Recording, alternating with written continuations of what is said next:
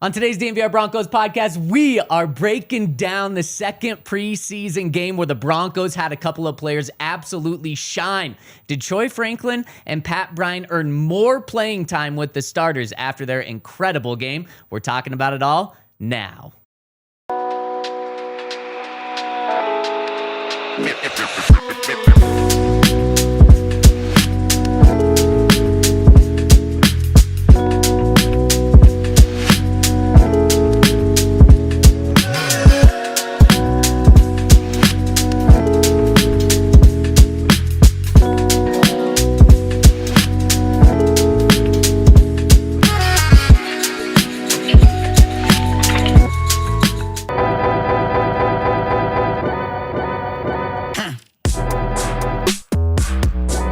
Oh, baby, are the Broncos back better than ever? We are breaking down a 27-7 preseason win, but it's not the win that's important. It's the stars that shined on the Broncos, and we're breaking it down live from the Toyota Lounge, driven by your local Front Range Toyota stores on the DNVR Broncos Podcast. Henry Chisholm, Zach Stevens, here behind the camera. Henry, after 48 hours, 36 hours to let this game sink in, how we feeling? Still good. Yeah. I actually still haven't quite finished rewatching the game.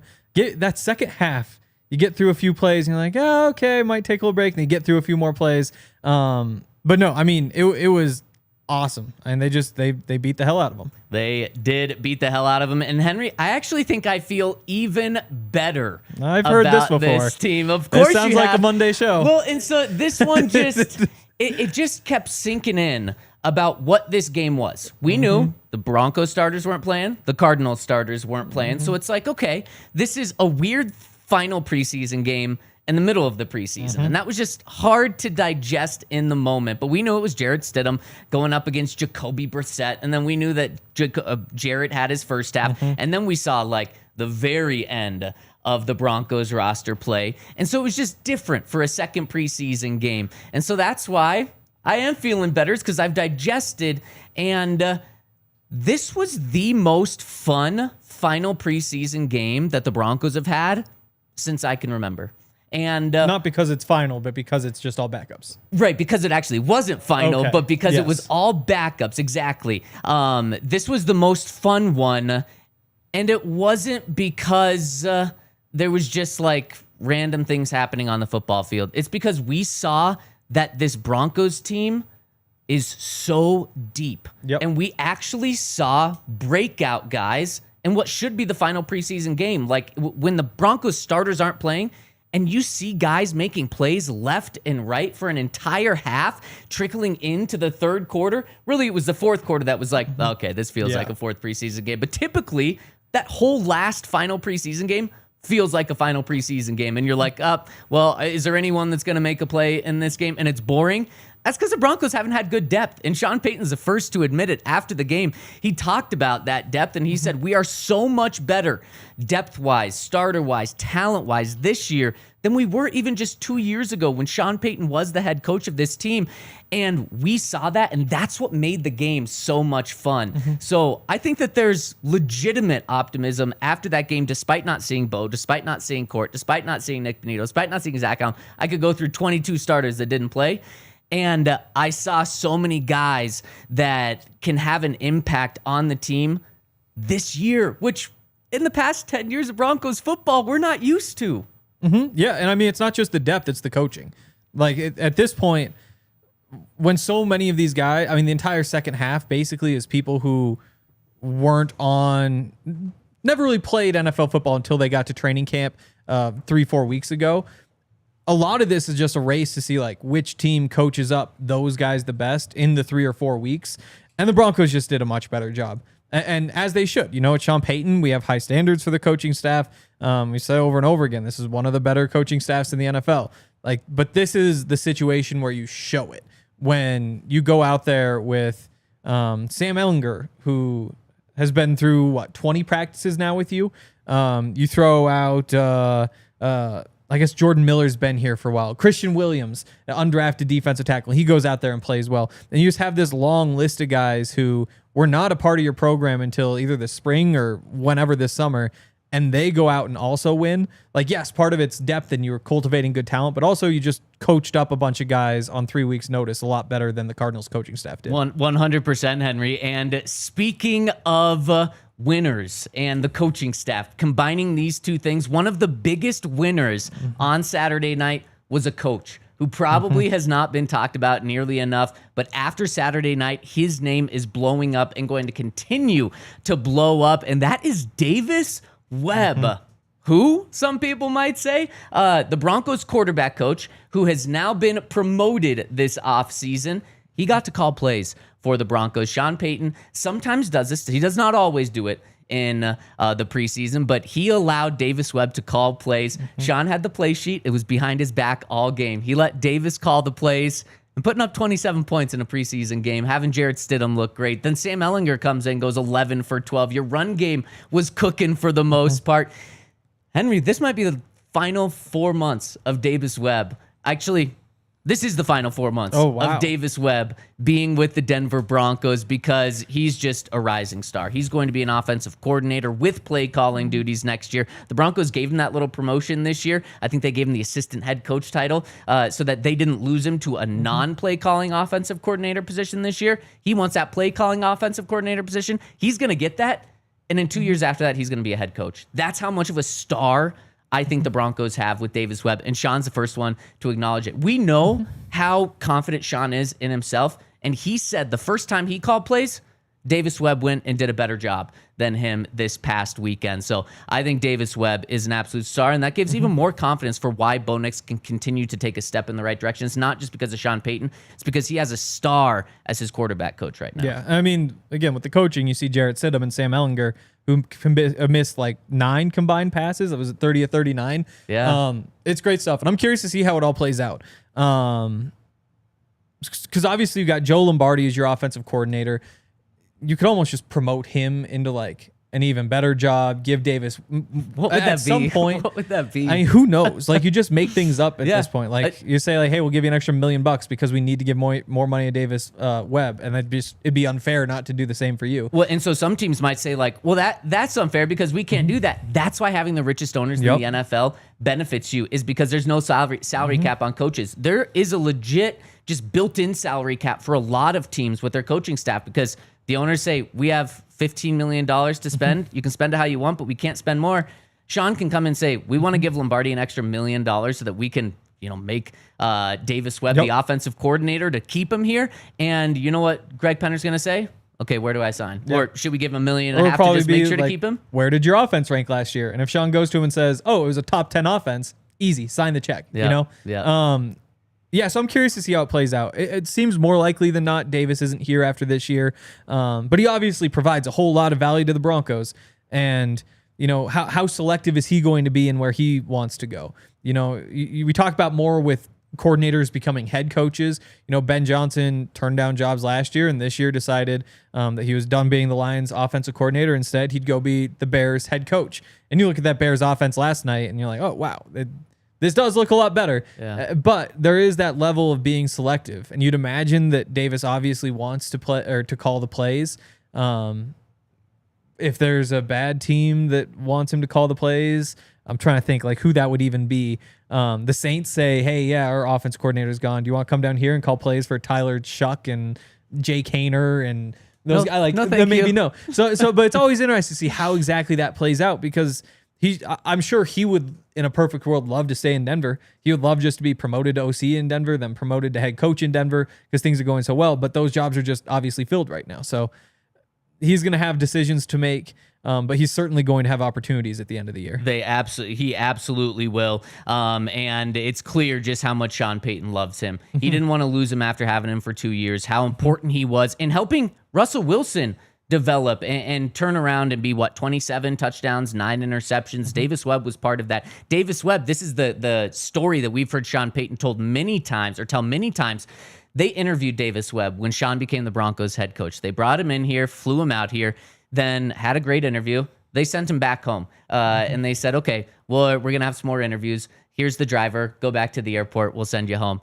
When he was on the way to the airport, Sean Payton said, what are we doing? We love this guy. This guy's a star. I don't need to interview anyone else. I want him as my quarterback coach. They picked up the phone, told the driver to turn around. Davis Webb turned around, got the job offered in Denver right away. So Sean knew from the very beginning, and now we're just continuing to see that play out. And Henry, it's such a good point that you made about it's not just the players, but the coaching staff. And Davis Webb, probably the biggest winner from the coaching staff over the weekend.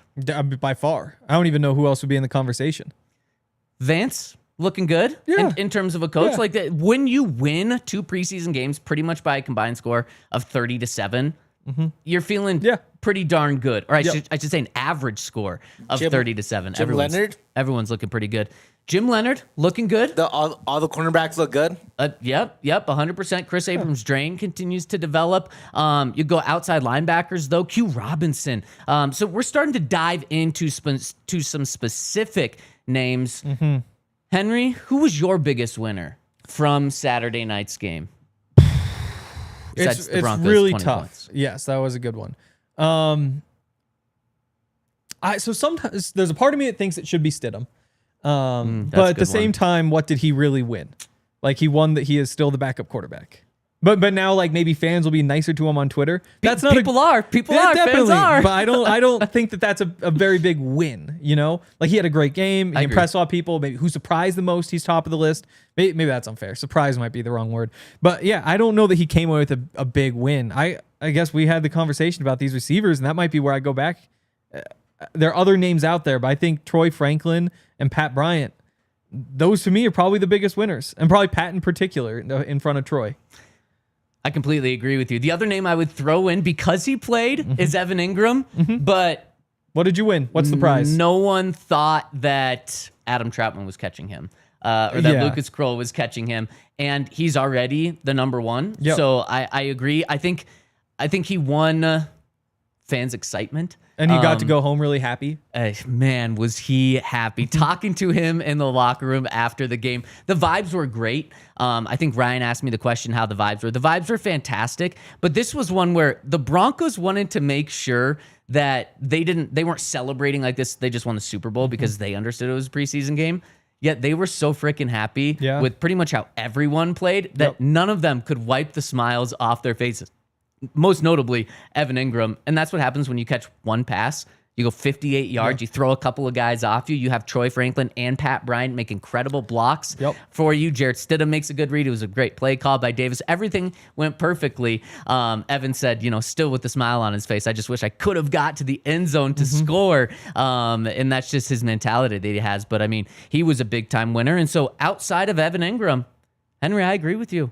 Troy Franklin and Pat Bryant were the biggest winners here. And so maybe that makes Sean Payton the biggest winner because he really went on a path that not a lot of people thought he was going to go by not bringing in a big-time receiver, not making a big trade for a receiver. And these young guys are really developing. So let's talk about how much they ended up winning in this game. We kind of had this conversation on the post game. We did. And after thinking about it more, I want to dive into it again with you, Henry, and we're going to do that. But before we get into that, let us know in the Toyota chat who you think was the biggest winner in that second preseason game. Was it Troy Franklin? Was it Pat Bryant? If it was one of them, who was the biggest winner between those two? And if it's not, let us know. And of course, if you're watching on YouTube after the fact, let us know in the comment section. I read those every single day and love to hear your opinions. So let's get into this conversation after I give a shout out to our friends over at Bet365. If you have bet on the Broncos in the preseason, you're 2-0. You are up money. What were the Broncos, Henry, this week after Sean Payton announced? 3-point favorites? 3-point favorites? Are you kidding me? You felt so good about covering that right away. I don't know what the Broncos are over at Bet365 this week against the New Orleans Saints, and I don't even need to know. I'm just smashing that. Broncos are going to cover whatever the spread is. They're playing their starters.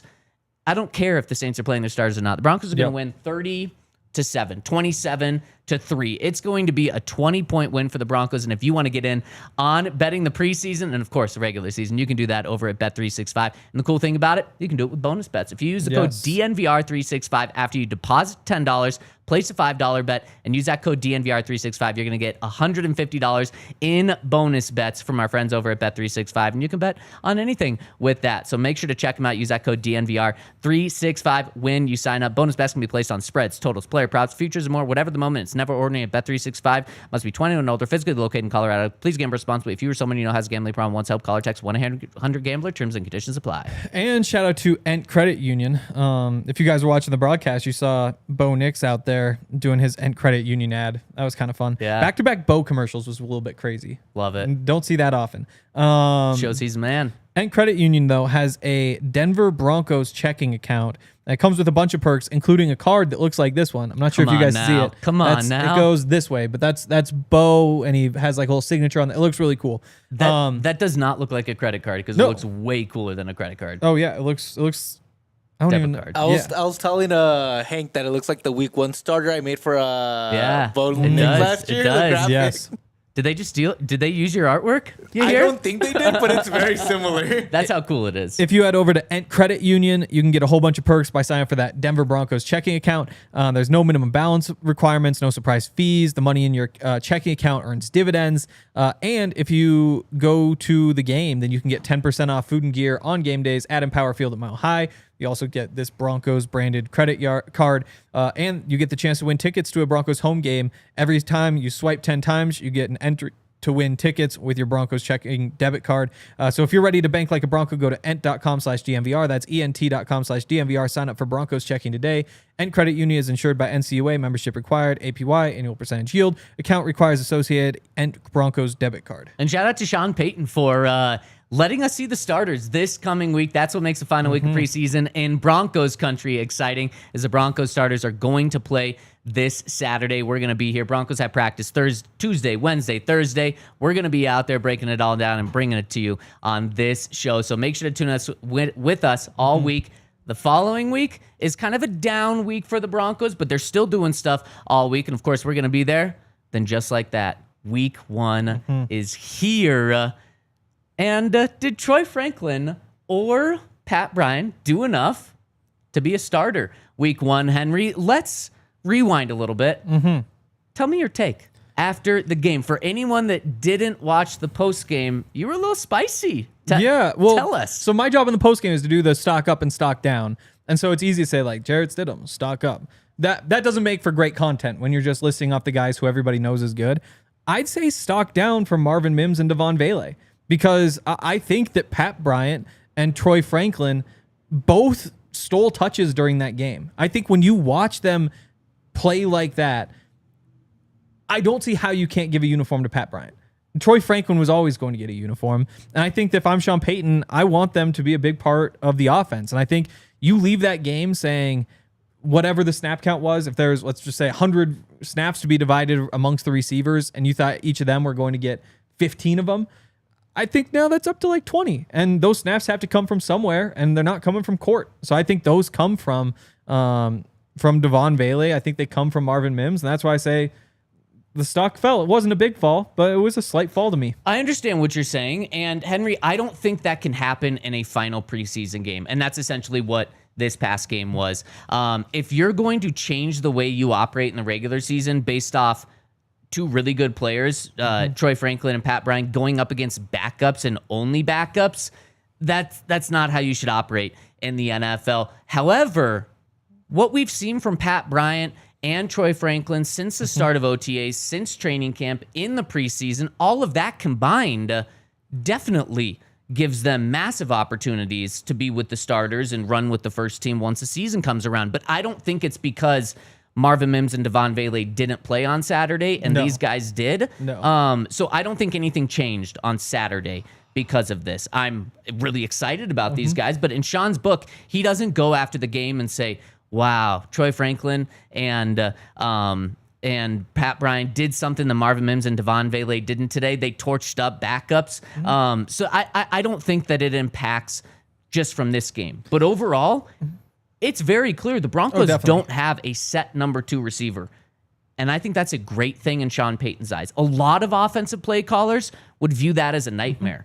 If you look at the way Sean Payton calls games through 15, 20 years with the Saints in his first years with the Broncos. He definitely likes a number one. Well, he's got that with Courtland Sutton. He definitely likes a receiving tight end. Dare I say the Joker? He's got that with Evan Ingram. And he loves to rotate guys in that second and third and fourth receiver position to fit exactly the specific play he has. And at that number 2 spot, you have Troy Franklin, a taller burner that's now turned into more of a well-rounded receiver. You have Devon Vele, a very physical playmaker that is very, very sure-handed. You have Marvin Mims, who's an absolute playmaker with the ball in his hands, whether it's behind the line of scrimmage, whether it's down the field. And you have Pat Bryant, who is developing, I mean, we'll hear from Bennie, maybe Michael Thomas. And he is a sure-handed. He can do it all. We saw him make some fantastic catches, move the chains. I think all of his catches moved the chains, including really, really good catch behind and low to his body. That's music to Sean Payton's ears. He's going to be able to use these guys exactly how he wants, and that's what we learned this past week is, okay, Pat Bryant and Troy Franklin are ready to be in that number 2 position and rotate with these other guys. Exactly. But you don't think Sean left the stadium feeling happier about Bryant and Franklin, like more excited about them, wanting to get the ball more? Because Okay. I think we've seen all of this, and we've said it on this show for the 4 weeks of training camp leading up to this past preseason game. Troy Franklin and Pat Bryant have been fantastic in OTAs and training camp. They didn't do anything on Sunday or on Saturday night that made me think, oh wow, they're better than I thought. No, they've both been that good throughout training camp. So no, I didn't leave as excited. Now, if it would have been the opposite, and there would have been drops, and there would have been miscommunication and misassignments. But Henry, nothing on Saturday surprised me with these two guys. Nothing. And I say that in the best possible way. And I've obviously been really excited about both of them, especially Troy in camp.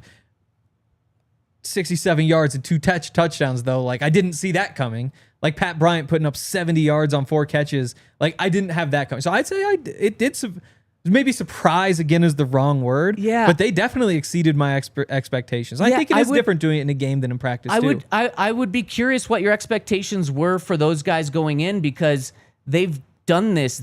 Troy Franklin and Pat Bryant, the way Sean Payton sets up practices is it's been ones going up against ones, and he rotates receivers like crazy. So Pat Bryant and Troy Franklin have been doing this against the Broncos defense, featuring Pat Surtain, featuring Riley Moss, featuring a great pass rush, and they've been making plays against those guys. Now, in this preseason game, they took a step down from going up against the Broncos defense to not only the Cardinals starters, but the Cardinals backups is who they were facing. So, I mean, yeah, I wasn't surprised that they torched backups after what we've seen them do to Broncos really good starters. Yeah, and again, like we're splitting hairs here. It's probably not worth it, but like having them both finish as top 10 receivers in the league this weekend, didn't see that coming. Like Troy Franklin being one of the 2 receivers with 2 touchdowns this weekend, didn't see that coming. And I think when you do both of those things in a game, which is to me different than practice, especially Troy's physicality has been what kind of has stood out during these practices. To see that show up in a situation in full pads in a games, to me it's different. And to me, I come away just a little bit higher. You know, I think we've had this conversation, like, what do you do? How do you manage these receivers on game day when you have to pick 7 guys on the roster to not have uniforms? And typically at least one of them is a receiver, because you just have other guys who can filter in there and you have enough depth. And especially these guys don't play a lot of special teams. You know, Pat Bryant's still working on it. It's even more of a mess to me than it was coming in. To me, there is almost no hierarchy left between all these wide receiver 2s. It's just Courtland Sutton's number 1. The playing field to me behind that, totally level at this point. And see, that's how I felt going into the game as well. So to put a bow on this, Henry, Courtland Sutton is a starter. Who's the starter week 1? The other starter. So just like first snap, like who's... However you want to interpret it. I think... Whoever's going to get the most. The most? Or however you want to interpret it. I know, that's what's so tough. Yeah. I think Courtland Sutton week 1 gets the most snaps. I think... But after that, who's the starter? I'm going to go Troy gets the second most. And then Pat? Is it crazy? Yeah, because I think Marvin's It too. is still Marvin? But it's not crazy because, Henry, Yeah. like you said, all those other guys after Cortland are right here. They are all neck and neck. Yeah, exactly. And you said it's a mess. It's a mess in the best way possible. Definitely. Because it's not a mess because all of these guys are tanking. All of these guys are taking a step up. So this is the conversation that Sean wants to be having. He wants to be talking with Joe Lombardi and being disagreeing on who's better because they're all stepping up. So a great problem for the Broncos to have. Henry, let's go around really quick and just talk about other guys that had a really good game and guys that stood out, because there's a guy that I've noticed in who's been mentioned in the Toyota chat a lot in this show who also jumped out to me.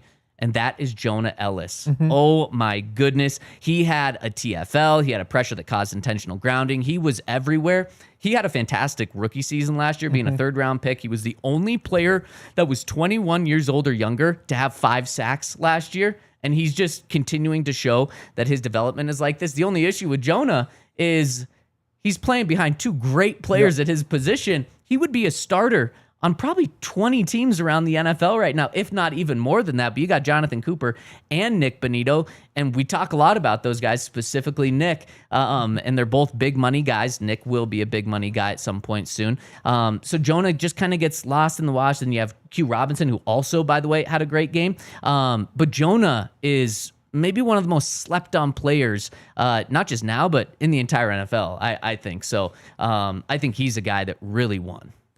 Yeah, no. He definitely played well. It was interesting. We talked a bit.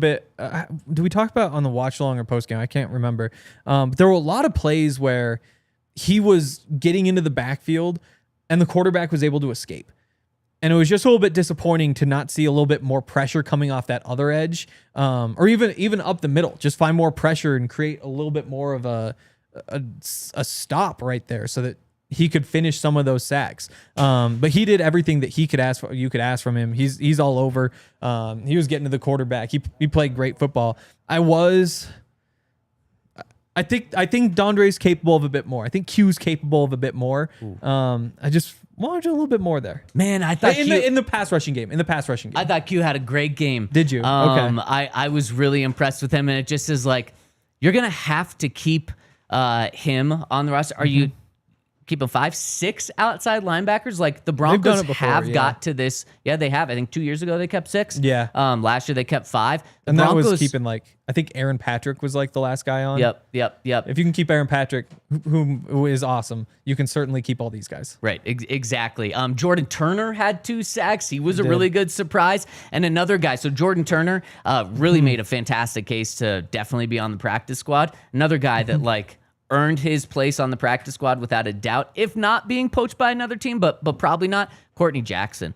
I just thought he showed that he's the jack of all trades. He had 30 rushing yards, 34 receiving yards, I think 43 punt return yards. And it wasn't just the stats that impressed me, it was the eye test too, man. Everything he did. He almost broke one of the punt returns off. He was really impressive. So it's from the guys that, like, are border level starters, like Troy Franklin, Pat Bryant, to then all the way down the roster. There were just guys that continued to impress me. But Courtney Jackson, Jordan Turner, those are 2 back of the roster guys that definitely really helped their case to be on the squad at some point. Yeah, so Jordan Turner's an interesting one because he obviously, like, stuffed the stat sheet. Was an awesome game. He still has, like, a tendency to miss some tackles, and those showed up. And a couple of, like, the pursuits were a little bit weird. Even in training camp, he was the guy who got ran over by Audric Estime on that one play. Which, again, and it could have been anybody. To me, if I'm the Broncos, I love that Jordan Turner had this game because Curran Reed is still the linebacker who I want to be able to sneak to the practice squad. And so the fact that the other guy, Jordan Turner had a fantastic game, and there's a lot to like, and he's super explosive. It might just kind of take the eyeballs off the guy who, coming into the game, to me was certainly the real prize there among those undrafted linebackers. And even leaving the game, to me, still is.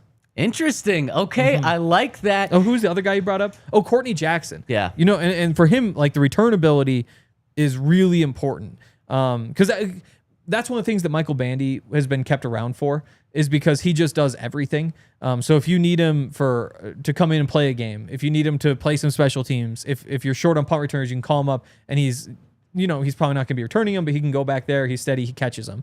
Courtney Jackson is a real threat to him because he does all those things with just a little bit more burst, but not quite as much experience. So I think that it was certainly a really good day for Courtney Jackson. Yes, it definitely was. Let's see who Bennie Fowler thought had a really good day.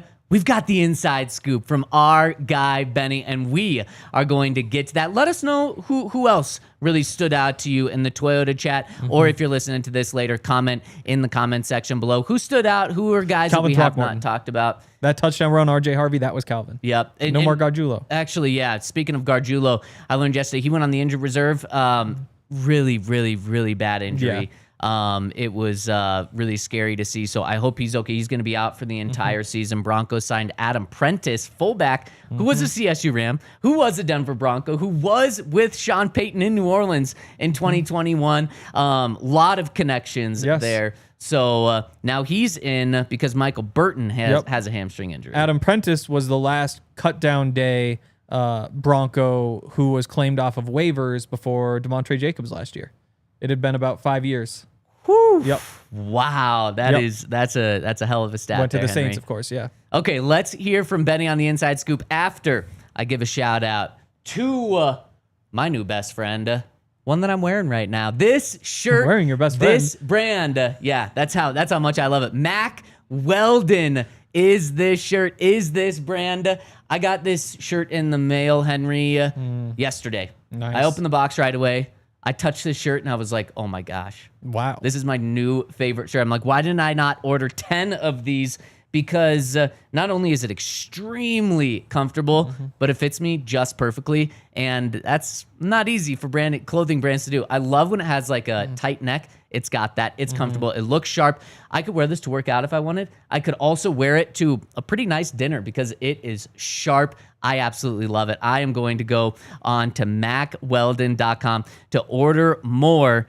And if I use the code DNVR, I'm going to get $25 off your first order of $125 or more over at macweldon.com and use that code DNVR to get 25% off your first order of $125 or more. They're breathable clothes that you can feel comfortable in all summer like I am now. I might have to just wash this tonight so I can wear it tomorrow. Yeah. Because I love it. macweldon.com. Use the code DNVR. Also, shout out to our friends at American Financing. If you're thinking about buying a home in Colorado, you're not the only one, but now might be your best shot because we're officially in a buyer's market, and that means you've got the upper hand. There are more homes on the market. Competition is down. There's serious deals out there. So if you're willing to look, you can find something. Whether you're a first-time home buyer or looking to upgrade or downsize, now's the time to get pre-approved, and American Financing can make that happen in 24 hours or less. Here's the kicker. When you work with both American Financing and their partner, American Home Agents, you can save an additional 1% up to $10,000 on your home loan. So if you've been sitting on the sidelines, it's time to step in. American Financing is the place to start. Don't let the 20% down myth stop you. You could buy a home with as little as 3% down, and with down payment assistance programs available, getting into a new home might be easier than you think. 303-695-7000. That's 303-695-7000 or AmericanFinancing.net. NMLS 182334, NMLSConsumerAccess.org. All right, let's do it. Let's dive into the Inside Scoop with our guy, Bennie Fowler. And of course, the Inside Scoop is powered by our friends over at Ent Credit Union. Bank like a Bronco. Go to ent.com/DNVR and sign up for a Broncos checking today to get that debit card that Henry's got. Ent Credit Union is insured by NCUA. Membership required. Annual percentage yield. Account requires associated Ent Broncos debit card. Let's do it, Bennie. Take us into the film. DNVR fam, welcome back to the Inside Scoop. I'm your boy, Bennie Fowler, and we are breaking down some of the offensive plays that I really loved from the game against the Cardinals. Love what we saw from Jarrett Stidham, super efficient. Love what we saw from Sam Ehlinger too, but we're not breaking down any of that film. Love what we saw from the offense. Efficient. Love that Davis Webb called the game. Davis Webb is a former player, former quarterback in the NFL, so he understands the rhythm and timing, and that's what we got a chance to see with the offense. And we're going to see it right here in this first drive. We're coming off of we're going to do a bootleg right, but we have everybody flowing to the left side of the field. And then you have Trautman coming in motion. So it's looking like it is going to be either an outside zone play or a toss play. And Trautman's coming in motion, and it is getting the entire Arizona Cardinals defense flowing this way.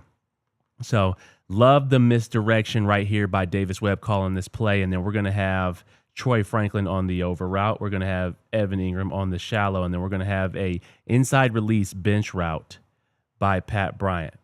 So everybody is going this way. Love this. Gets the quarterback outside the pocket. Gets him a nice pitch and catch. Look at this. This is screaming all things run. You got a tackle. You got the guard pulling. You got Trautman coming here. You have the back on this path. Look at the flow of the entire Arizona Cardinals defense right now. All of those defenders have eyes, and they're screaming, run, run, run. One of the inside things that also helps is that on our sideline for a home game, if we are running a run play like that, we will scream run as well to try to confuse the defense.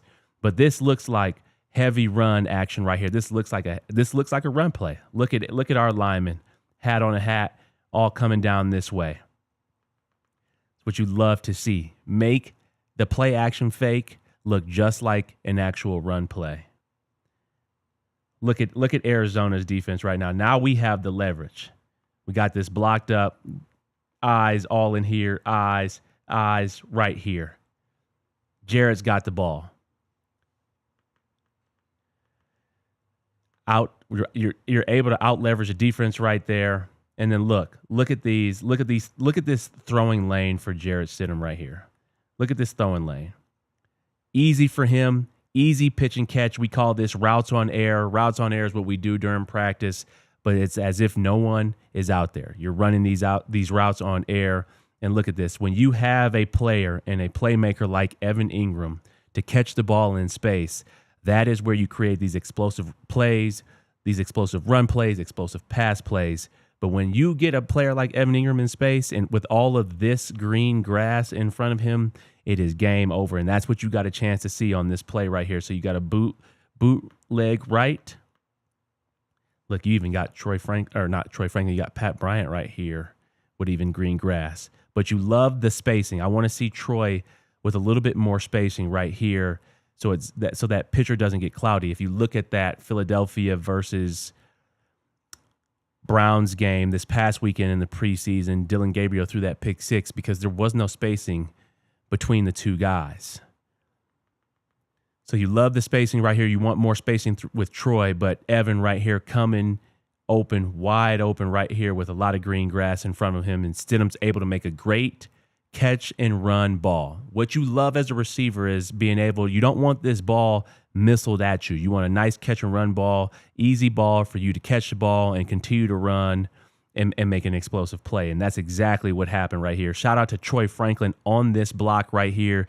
Love what he did. Obviously, he played really well in terms of catching the ball during the game, but also the little things. This is what makes an offense really good. When you think about some of the greatest offenses that have ever played in the NFL, when you think about some of the offenses that played here, with Payton or Elway at the quarterback position and some of the receivers, it was guys doing the little things right here. And Troy makes a great block. He doesn't get a crackback block. He just shields off the defender so Evan can have that catch and run opportunity. But this is a huge thing. Look at the spacing right here too. This is what great offenses look like. And Evan has the ball right here, all this green grass. And we will see plenty of these opportunities throughout the entire season where Evan is going to have catch and run opportunities. Troy Franklin is going to have catch and run opportunities. Pat Bryant, obviously, Marvin Mims with his explosive ability, and then also R.J. Harvey and J.K. Dobbins in the pass game. But this is what you love to see on a play action fake right here. Look at this throwing lane right here. Look at that. Easy pitch and catch. Ball's right here. But look at that. Just easy for Evan to get to. Great throw by Stidham. Great catch and run ball by Stidham. And then Evan does the rest with his playmaking ability. Makes a defender miss. We love to see that. That's the defender that Troy also shielded off a little bit. But when you get a guy like this with the ball in his hands, somebody who's super dynamic, somebody who ran a 4.43 40 at the tight end position, second fastest 40 ever by a tight end at the combine, great things are going to happen. Evan plays He plays the entire first half, but 1 catch for 58 yards. We haven't had this type of dynamic playmaker at the tight end position, I believe, since Shannon Sharp. We've had great tight ends since Shannon Sharp, but not one with this dynamic playmaking ability when you talk about somebody who can catch and run, somebody who can run routes just like a receiver. So love to see this, and a great way to get an explosive play in a backed up situation. Backed up meaning inside your own 10, inside your own 5-yard line. Evan does the rest after this pitch and catch. Here we have a 2-by-2 formation. You see Evan right here, Trent Sherfield right here. Then you got Troy, Pat Bryant right here. I posted this on my Twitter as well. We're going to see Pat Bryant, if he continues to play really well, if he can get on the field on special teams, we're going to see him have some opportunities. But I can now see what Sean Payton saw in terms of Pat Bryant and his ability to run and look like Michael Thomas. I mean, he's a hands catcher. He played extremely well this past game. He caught the ball with his hands. He had a couple dig routes. I think he caught 2 or 3 dig routes. He had a shallow route, 4 catches for 70 yards, and just making big plays. But he gets in and out of his breaks. And now I know a lot of people are worried about his separation, but Michael Thomas wasn't a burner in terms of his speed as well. He knew how to get open. He knew the concepts of the play, and you get a chance to see that right here with Troy Franklin clearing it out, being a great teammate, and then you got Pat Bryant coming in on the dig route. These are a lot of routes that Michael Thomas ran in this offense, and I think you'll see the same thing with Pat Bryant. He has an ability to catch the ball over the middle, and he runs through the catch. And when I say runs through the catch, he comes flat out of the break, and he runs right through the ball. It does not stop his momentum as he is running these routes. I know as a receiver myself, dig route was one of the most scary routes that you could run, and catching that ball because you're catching that ball over the middle. Great players who catch that ball over the middle and continue to run. That's a unique ability. That's extreme confidence, and that's what you see with Pat Bryant. So you see him right here. Great job by Troy Franklin, who's also open on this play, keeping this flat. Got Trent Sherfield coming on the shallow, but look at the spacing. Look at the spacing. This gives, and also the pocket. Great job by the offensive lineman, but the spacing is super important. Troy is doing a great job. You got the safety hooking him up here, which also is going to leave Pat open on this dig route right here. Everybody has a job to do on these plays, and spacing is very important in Sean's offense, and it gives the quarterback a really clean picture. So you see Pat right here. He's got the defender right where he wants him. He can take this. He could take this on a post route, an inside go, a dig, or he could come back out here. There's so many different ways that you can beat a defender when you have this type of leverage right here. So great inside release by Pat Bryant. And then we're able to see him. This is what I'm talking about right here. Look at that. That's all hands right there. All hands coming flat out of the break, making a big play. This is what you love to see. And he's a rookie doing this. But these are the routes that if you go back and you watch some of his Illinois highlights, this is the route that he ran really well. He had some game-winning touchdowns running the dig route. Dig route is a hard route to run, 16 to 18, rolling it in there and keeping it flat and coming back quarterback friendly, making it an easy throw for the quarterback. And Pat's got those types of hands to make big plays right there. So that's something that you love to see out of Pat Bryant just early on as a rookie, just making plays. So great route by Pat, great hands, great throw by Stidham, great pocket by the offensive line, just great things all around. Here we got another dig route. I think Sean loves to see it. Sean gave these guys a lot of opportunities as well throughout this game. He wanted to see these young guys make plays, and you got a chance to. So now you have Pat on another in route going out here to make a play. And he continues to do incredible things. And Sean gave him plenty of opportunities, and he answered the bell right here. But look at the spacing again. Look at the spacing again right here. You love to see it. You love to see spacing. Now, I know Jarrett got flushed out of the pocket right here, but spacing is important. Look at these. They got their the defender's eyes on them, and Pat is coming wide open. But you got Troy over here, Sherfield over here. Pat is able to make this catch right here, catch and run opportunity. But little things, these are the little things that you see with these plays, spacing, timing. But I love the fact that he came down flat on this line.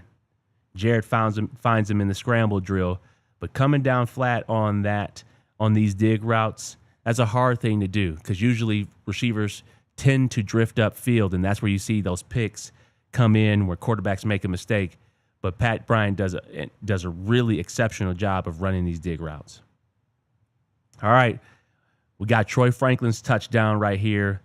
We got right here, and then we have a out and up by Troy, and then we got a seam right here. What I love about what Troy is doing, number one, he's playing extremely well during the preseason. He's catching the ball with extreme confidence. Sean is talking about this guy coming along. Sean also said that he's playing a couple different positions. I'm assuming that he's playing the F and the Z. The Z is the outside receiver. F plays inside the slot. But I love what I see right here from Troy Franklin. Number one, we got this out and up, a double move, and he's patient with the double move. He gives the head and the eyes on the double move to get the defender to bite on that route. And then he takes it right upfield. But when we talk about landmarks are extremely important when it comes to getting open for your teammates and then also just playing in this offense. So you can see how these guys are all aligned. You got Troy 1 yard inside the numbers, Pat Bryant 2 yards inside the numbers because the ball is on this hash. And then you got Evan a couple of yards outside the hash. And then you got this receiver, I forget his name, but he's a couple yards outside the hash. But landmarks are extremely important. So you got the out and up by Troy. These eyes looking back to the quarterback. That has this defender now look at Evan. This defender now is looking at Evan because he feels like Troy is running an out route right here and that this defender has him covered right there. Love Evan's landmark right here. Gives eyes on him, has the safety's eyes on him. Extremely important to get to your landmarks and get to the proper spacing because Troy wants to catch this ball 4 yards outside the numbers. That gives the quarterback plenty of spacing and time to make the throw, and that's exactly what happens. Look at that ball. Look at that ball placement by Stidham right there. It's going to be too hard for that safety right there who is running this way to go back this way and then make that play. So that's a great throw, great eyes by Stidham, great route by Troy, and we love to see a touchdown. We love to see a touchdown. I mean, great ball placement right out there. That's about 6 yards outside the numbers right there. Troy got a little wide, but at the end of the day, we love the result. We love that it's a touchdown. Now, this is the celebration from Troy's second touchdown in the other end zone, but I don't know. This is this new celebration that he has right here, but we love to see it. We love to see it. He had his grills in, so that's how you know he's feeling extremely confident. So that's something that we love to see right there. Everybody, that's Bennie Fowler with the Inside Scoop. Those are some of my favorite plays from the preseason game against the Arizona Cardinals. I think Jarrett Stidham played extremely well, extremely efficient in the pocket. We saw Troy Franklin being extremely confident. We loved what we saw from well with the way that he ran those dig routes and shallow routes. I think we're going to continue to see. This is something that I think we'll see throughout the offense for the entire season. Efficient plays, catch and run opportunities, explosive plays.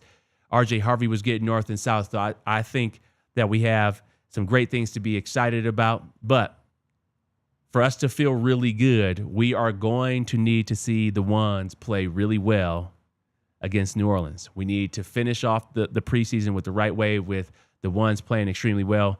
I expect to see Bo to get in rhythm, have some timing throws. I expect Sean to be calling the plays. So looking forward to seeing you all more on the Inside Scoop. Would love feedback in terms of what you saw here today. Really appreciate you guys joining. That was incredible, Bennie. And speaking of incredible, our friends over at Taco Bell. That is right. We've got Taco Bell rocking and rolling with us. The best food out there. And they put together a Buffs box launch. Had one on Friday. $7. Yep. It comes with the cheesy gordita crunch, beefy 5-layer burrito, Doritos Locos Tacos, cinnamon twist, and a large fountain drink. Were you able to finish it all, Henry?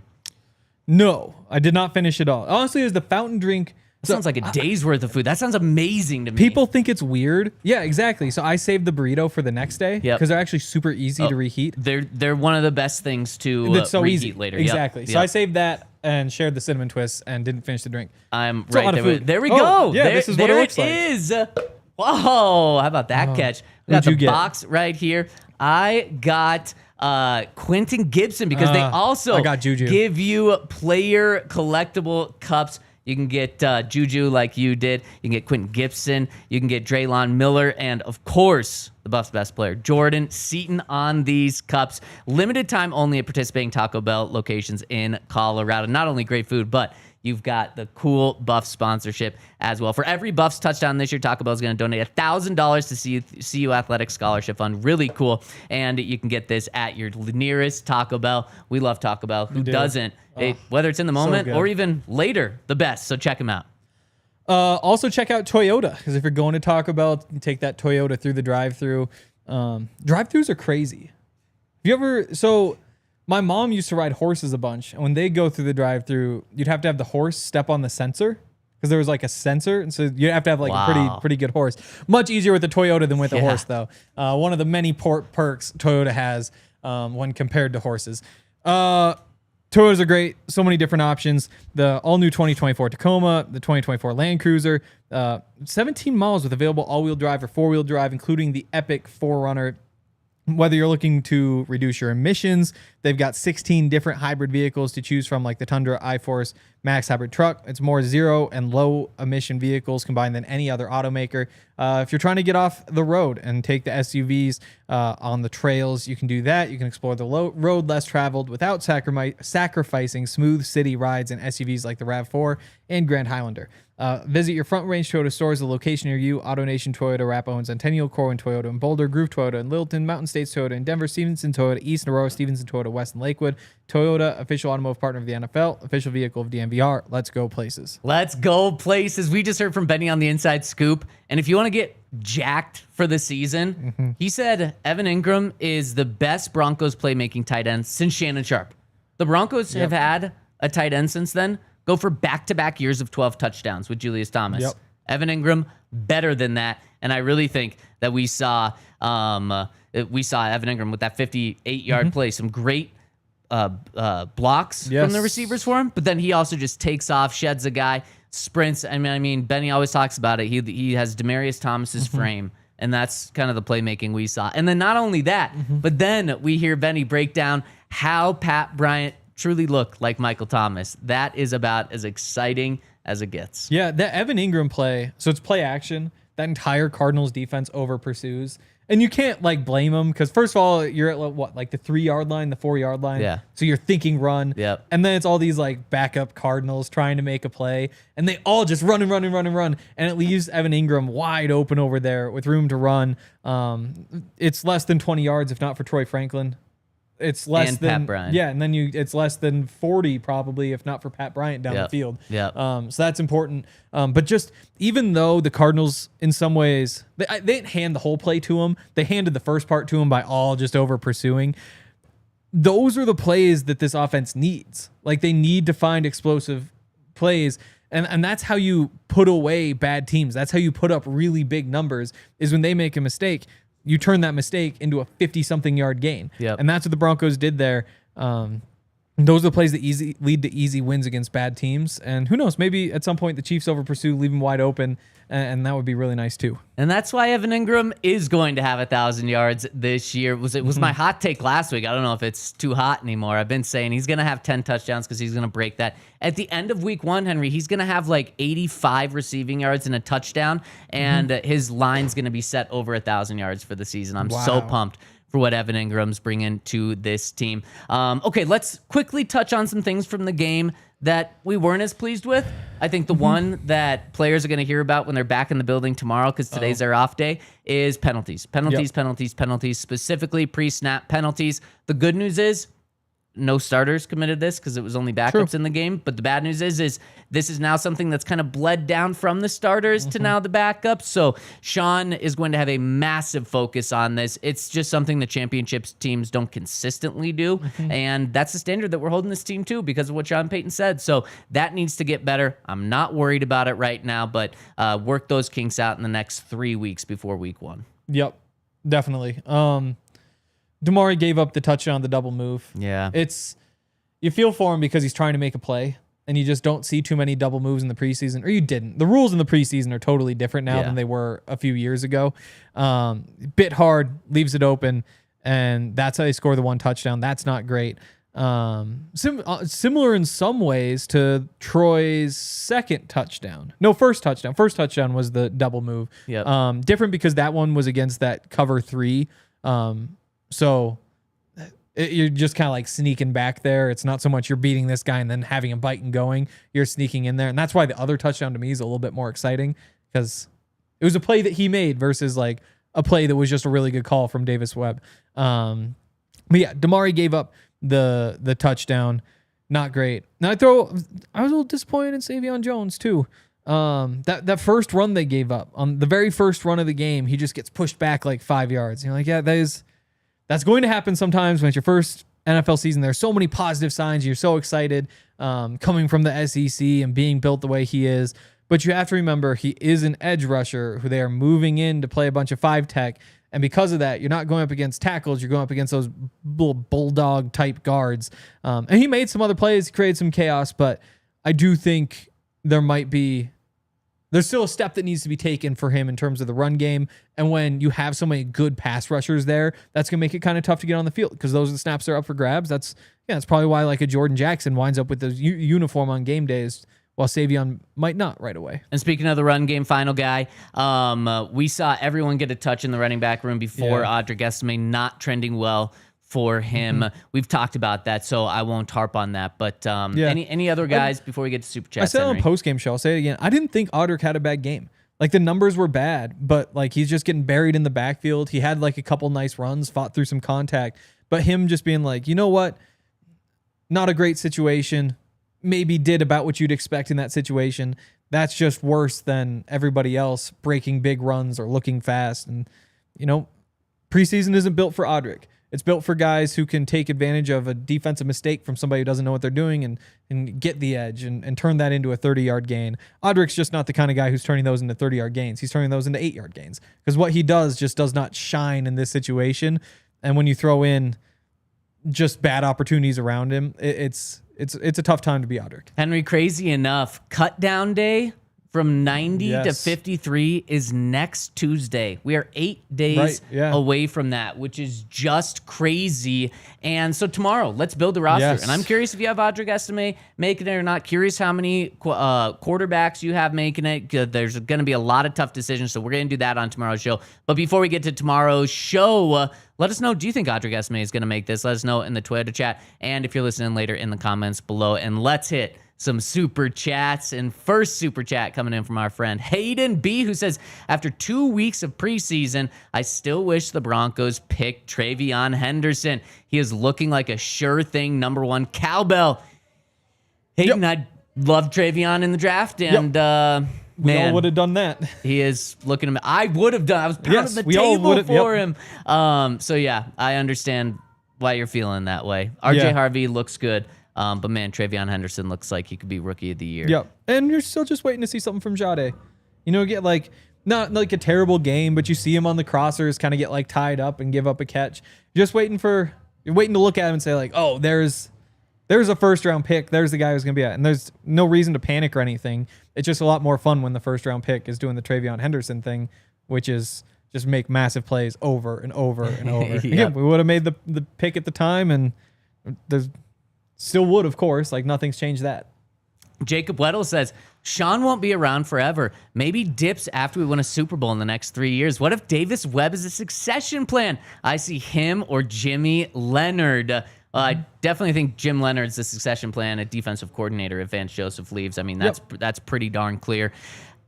I just think I think Sean's going to be here longer than Davis will be waiting for a succession plan in Denver. He's going to get an opportunity way sooner than Sean leaving. Totally. So it's one where, man, you don't want to lose him, but you realize that you are going to lose him because he's so good. Yep. Because this is Sean's last job, and it's what he's going to do until he retires. And there's no reason to think he doesn't seem like the kind of guy who wants to just have like a different life without football. He did it for a year and said, no, I went back in. Exactly. And so if the Broncos are what we hope they are, and specifically Bo Nix is what we hope he is, maybe he doesn't make it to the end of the Bo Nix career, but he's going to make it through a pretty decent chunk. Like you look at Andy Reid, it's like, why would you retire? Sure, we're going to have the rumors every year, but why would you retire when you've got Patrick Mahomes right there? It's easy. It's an easy job. He worked all of his life to get to this point. Stack some trophies. He doesn't want to retire now. He wants to be one of the best. We still Sean, got youngest coach in the AFC West. Keep that in mind. 61, and he is the youngest. One more thing on that, but we're going to do it in overtime. Go to thednvr.com to finish out this conversation in overtime. The other thing on that, Henry, is Sean's not retiring in 3 years. Sean, even if he wins a Super Bowl with the Broncos, he's not going out on top because he wants to go out on top after multiple more Super Bowls. He fully believes he's a Hall of Fame coach. I believe that as well. Once he gets a Super Bowl with the Broncos, to be the first coach in NFL history to win 2 Super Bowls or to win a Super Bowl with 2 different teams, that will make his Hall of Fame case right there, but he's not going to be done after that. Last year when the Broncos were in New Orleans, and there was a New Orleans reporter that came to the post-game press conference and said, Sean, how were your emotions today? Not just coming to this game to be your first time back in New Orleans, but potentially your last time here because the Broncos play the Saints in New Orleans every 8 years. And Sean was so caught off guard by that. He said, I'm going to be back. I'm not done in the near term. I'm here. I've said this since Sean got here. He's going to be here for over a decade, and maybe even from a decade from now. Pete Carroll's 74 years old right now. Sean still has 13 more years till he gets to 74, and Pete just signed a 4-year deal. Now, I'm not saying he's going to coach till he's 80, but Sean's not leaving after 3 more years. If he does, it's a really bad sign. Then Likely. Seth Walder is right that Bo Nix didn't work out. Yeah. And even in that case, maybe Sean takes another stab at a quarterback. But things are going well. Yep, they are. Eamon says, in fantasy football, are you taking Troy Franklin or Pat Bryant? I think it's Troy. There's like a case to be made that like PPR, you might get more catches from Pat Bryant. It might be just a little bit safer. You'd imagine the average depth per catch is bigger with Troy, but I'm willing to throw any Troy assumptions out the window at this point. It depends. In my mind, when I view this, are you looking at who's going to have most fantasy points at the end of the season? You're probably going with Troy. If you're looking at like a dynasty league, who to keep long term, probably Pat. You think so? And I would be comfortable drafting both of these guys. But at the end of the year, let's say you want one of these guys to break out in the playoffs, like once fantasy playoffs comes around, so the end of the regular season, I might gamble with Pat there. I think he's really going to be breaking out in the second half of this season. And final one coming in from Jay Smilo, who says, with this current wide receiver room, is it more likely that we dress 6 receivers, or are we starting to accept calls for Devon Vele? More likely to dress 6. Like, it's tough to do, but you could find a way. Like, Jahdae Barron's versatility helps. But I guess we haven't really seen him at safety. It's just that in theory he could. And the idea that, like, oh no, 2 safeties got hurt in one game, now we need to put him out there at safety. He might not even be top of that list. I wouldn't be surprised that's actually Jaquan instead.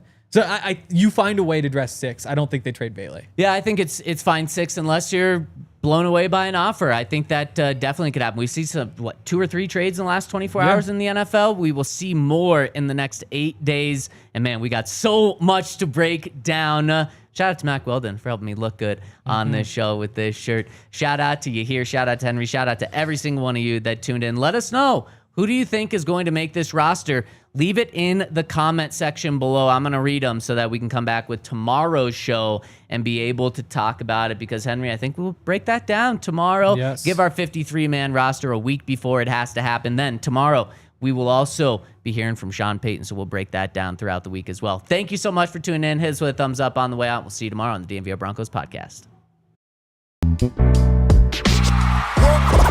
We all silly like the mayor.